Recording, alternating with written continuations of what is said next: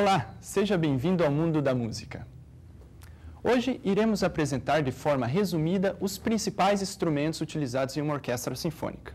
Mas afinal, o que é uma orquestra sinfônica?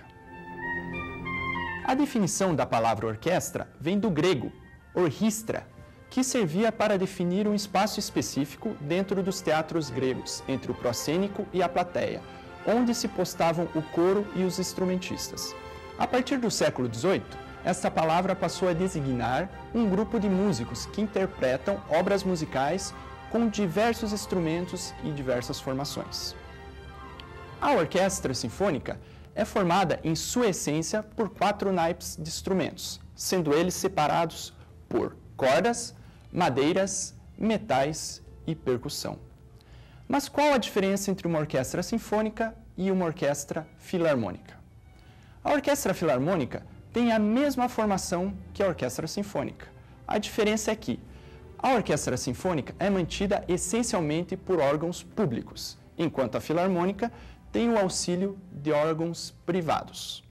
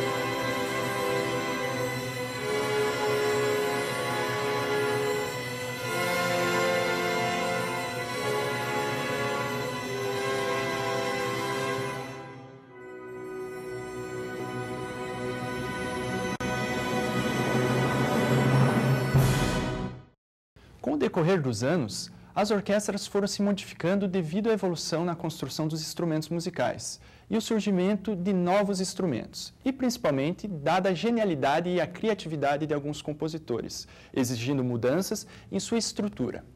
Basicamente, uma orquestra sinfônica é formada entre 40 a 120 músicos, dependendo do repertório, e esses são distribuídos por naipes, conforme mostra a imagem. À esquerda, temos o naipe dos primeiros violinos. À sua direita, o naipe dos segundos violinos. No centro, o naipe das violas. No canto direito, os violoncelos.